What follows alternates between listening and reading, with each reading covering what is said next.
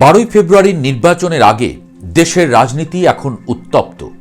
তার মধ্যে সবচেয়ে হট টপিক হয়ে দাঁড়িয়েছে নতুন দল জাতীয় নাগরিক পার্টি এনসিপি। ভিন্ন ধারার একটা দল দেখে হালে একটু পানি ফিরে পেয়েছিল দেশের মানুষ। আশায় বুক বেঁধেছিল। শুরুতে সবাই ভাবছিল নতুন এক বন্দোবস্তের কথা, কিন্তু না, পুরনো জোট রাজনীতির বাইরে দাঁড়িয়ে নতুন এক রাজনৈতিক সংস্কৃতি গড়ার অঙ্গীকার নিয়ে যে এনসিপির যাত্রা শুরু হয়েছিল, সেই দলই এখন প্রশ্নবিদ্ধ, সিদ্ধান্ত ও মতবিরোধে টালমাটাল অবস্থায়।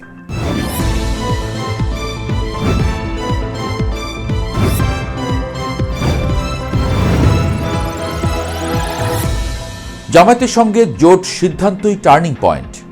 এনসিপির মহাসচিব আখতার হোসেন জানিয়েছেন, জামায়াতে ইসলামীর নেতৃত্বাধীন জোটে যুক্ত হওয়ার পেছনে অন্যতম কারণ ছিল বিএনপির সঙ্গে তাদের সংস্কার ভিত্তিক মতপার্থক্য। একই সঙ্গে শরীফ ওসমান হাদির হত্যাকাণ্ড দলের সিদ্ধান্তে বড় ধরনের প্রভাব ফেলেছে। তার ব্যাখ্যায়, রাজনৈতিক বাস্তবতায় সংস্কারের এজেন্ডা বাস্তবায়ন এককভাবে সম্ভব নয়, তাই বেশি দল নিয়ে শক্তিশালী ঐক্য গড়ার কৌশল নেওয়া হয়েছে। কিন্তু বাস্তবে এই সিদ্ধান্তই হয়ে উঠেছে দলের অভ্যন্তরীণ সংকটের মূল কারণ। দলের ভেতরে প্রশ্ন, নতুন রাজনীতি নাকি পুরনো বন্দোবস্তে ফিরে যাওয়া? এনসিপির একাধিক নেতা জামায়াতের সঙ্গে জোট করায় প্রকাশ্যে বলছেন, প্রথমত জামায়াতের সঙ্গে সমঝোতার সিদ্ধান্ত নেওয়া হয়েছে খুব অল্প কিছু ব্যক্তির চাপে। দ্বিতীয়ত, সিদ্ধান্ত প্রক্রিয়া ছিল অস্বচ্ছ। তৃতীয়ত, দল তার মূল আদর্শ থেকে দূরে সরে যাচ্ছে। ফলে একে একে পদত্যাগ করেছেন অন্তত 17 জনের বেশি কেন্দ্রীয় নেতা। তাসনিম জারা, তাজনুবা জাবিন, মুশফিকুস সালেহীন সহ আরও অনেকে। এসব ঘটনা শুরু হয় ডিসেম্বরের 25 তারিখে দলটির যুগ্ম আহ্বায়ক তাসনুবা জাবিনের এক ফেসবুক পোস্ট ঘিরে।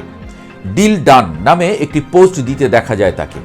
সেখানে এনসিপির প্রথম সারির কয়েকজন নারী নেতৃত্বও ছিলেন। এরপর 28 তারিখ জামায়াতের সঙ্গে এনসিপির নির্বাচনী আসন সমঝোতার আনুষ্ঠানিক ঘোষণা আসে। এনসিপির অন্যতম আলোচিত মুখ তাসনিম জারা যদিও 27 ডিসেম্বরই এনসিপি থেকে পদত্যাগ করেন। সেই আনুষ্ঠানিক ঘোষণার দিনই পদত্যাগ করেন আরেক এনসিপি নেত্রী তাসনুবা জাবিন। রোববার 28 ডিসেম্বর নিজের ভেরিফাইড ফেসবুক পেজে দেওয়া এক পোস্টে এই ঘোষণা দেন তিনি।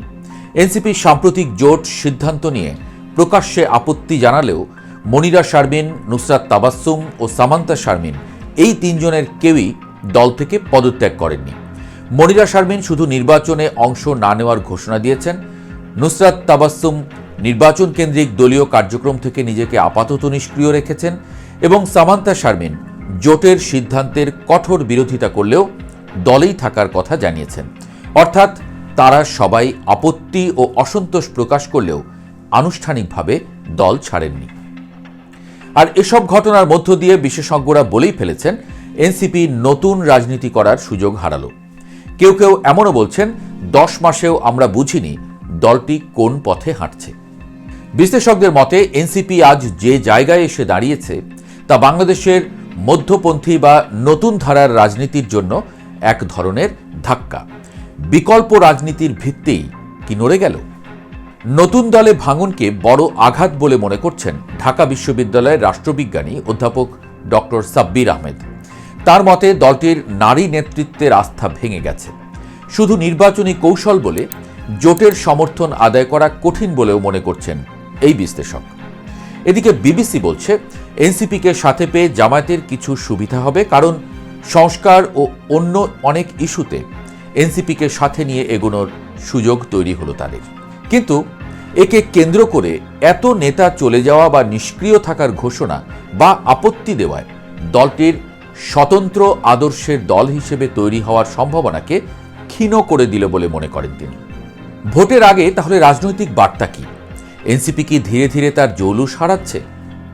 তরুণ ভোটারদের কাছে যারা এসেছিল বদলের প্রতিশ্রুতি নিয়ে, কিন্তু হঠাৎ দিক পরিবর্তন অস্বস্তি তৈরি করেছে, আদর্শের জায়গায় কৌশলকে বড় করে দেখানো হচ্ছে বলে অভিযোগ উঠেছে।